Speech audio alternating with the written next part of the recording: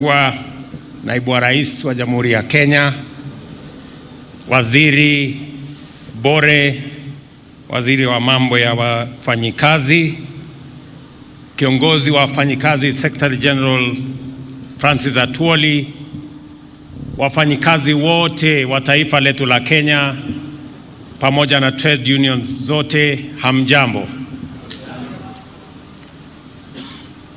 I am profoundly honored to join you and all other Kenyans in commemorating the 59th International Labour Day, a moment to celebrate and acknowledge the dedicated contribution of Kenyan workers to our nation's economic growth, including our nation's independence. This is also a time to reflect with gratitude on the role of Kenya's labor movement in laying the foundation of our nation's freedom and also prosperity. It is clear, therefore, that Labor Day is more than a celebration. Today, we also honor the labor movement's historical campaign for fair wages and decent working conditions, which continues to inform our commitment to improving the welfare of every Kenyan worker. We embrace the theme that you have laid out, Kenyan workers standing for advanced information technology training to drive our digital economy, which is not only aligned with, but also underscores the government's significant strides in digitizing our economy and integrating digital technology across various sectors and in the entirety of our economy. While Kenya is globally recognized for its advancement in digital readiness and inclusivity, there is still much to be done to achieve job creation and increase in productivity. I listened to our sister Jacqueline, and she emphasized on the issue of productivity, and we are all aligned that that should be the facing forward of our job market.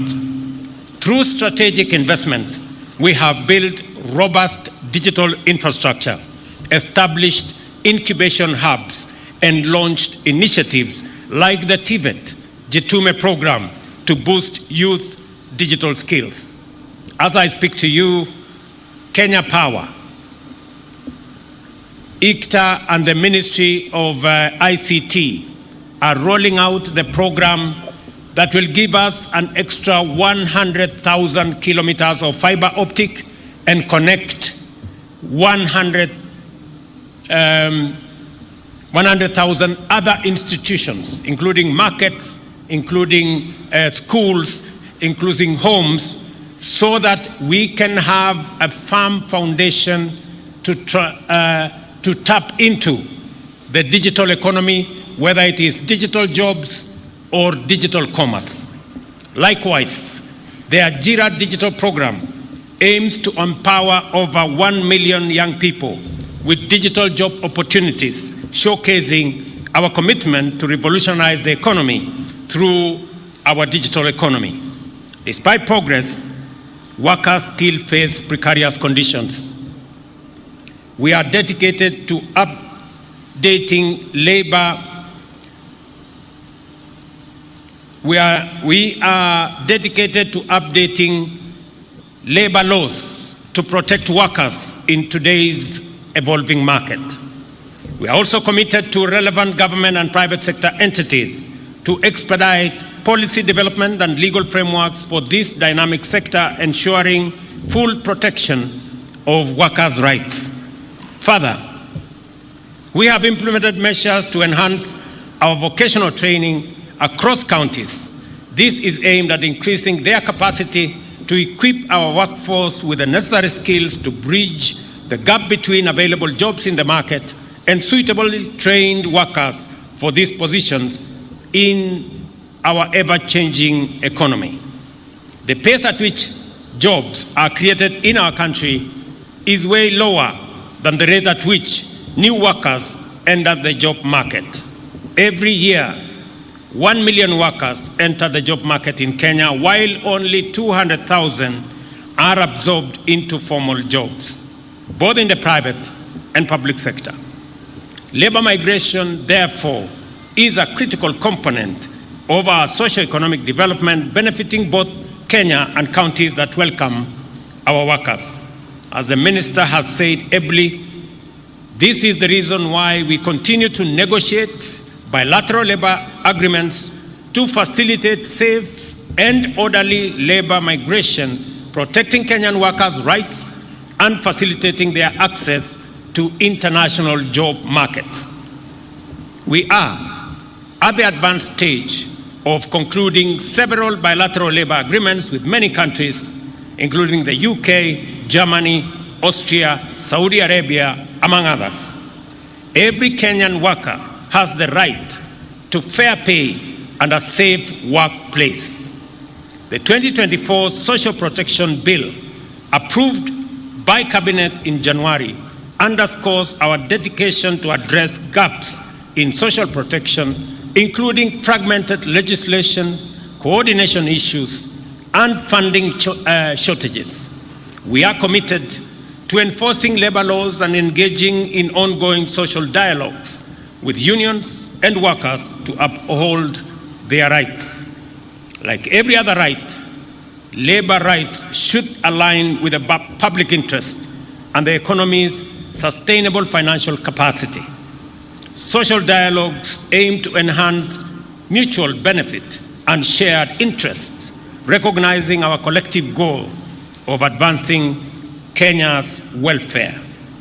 While the right to undertake industrial action is enshrined in the Constitution and labor laws, it must be exercised responsibly with due regard to the well-being of the public, and I urge all parties involved to act in good faith and prioritize the interests of our citizens. Respect for court orders is paramount, and adherence to the legal processes is essential in resolving disputes effectively. We need to tighten our belts and live within our means as a country in order to make more resources available to manage our economic challenges and to invest in goods and services that benefit all, not just some citizens. It is neither just, proper, nor reasonable for any group to make demands that run counter to this imperative, elevate their claims above legitimate benchmarks, or exceed our economic capacity. I want to urge workers, including our daughters and sons who are doctors, that as social partners, we must swiftly address the pertinent issues at hand, ensuring that essential services continue uninterrupted and our commitment to serving our citizens remain unswerving. Looking ahead, to ensure industrial peace and manage disputes effectively, I have instructed the Ministry of Labor and Social Protection to activate multiple wage councils outlined in the 2007 Labor Relations Act. These councils include Council for Seafarers, Protective, General, and Agricultural Wages. They will negotiate minimum wages in different sectors, enhancing conciliation, mediation, and industrial peace. Kenya operates within the global context, and our competitiveness is key to overcoming economic challenges. Progress has been made in managing inflation, stabilizing the currency, and addressing debt. Our economic policies have also lowered prices of basic goods, easing pressure on workers. As we continue on this trajectory, we need to appreciate that we must live within our means and manage the cost of doing business in our country as a way of enhancing our overall competitiveness. And it is the reason why, listening to both Francis Atwoli and Jacqueline Mugo, I think they are reading from the same script, and they are telling us the same thing. What they are telling us from my reading is that all of us, as the people of Kenya,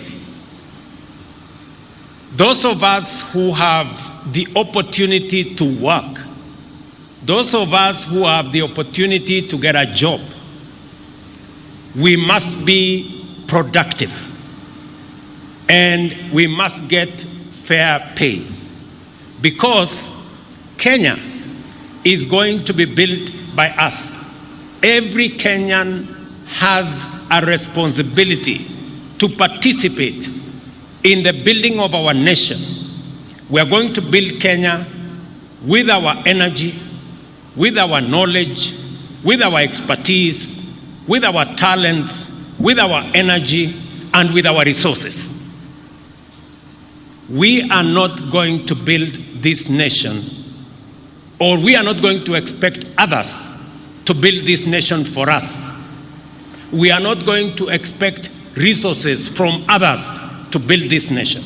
It is first and foremost our responsibility. And that is the reason why we must bring into the bracket as many Kenyans as possible to participate in working in Kenya, so that they too can contribute their talent, their energy, their expertise, their knowledge in building our country. It is the reason why I have been deliberate and intentional on making sure that we do at least 3 things. Number 1, we have a deliberate program on how to create more jobs. As I talk to you today, we have 140,000 young people who were not working last year, but they are working this year in our housing program.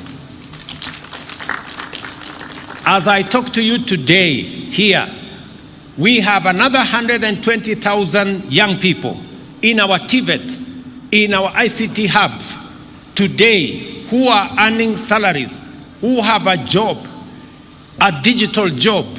120,000 who did not have that job last year.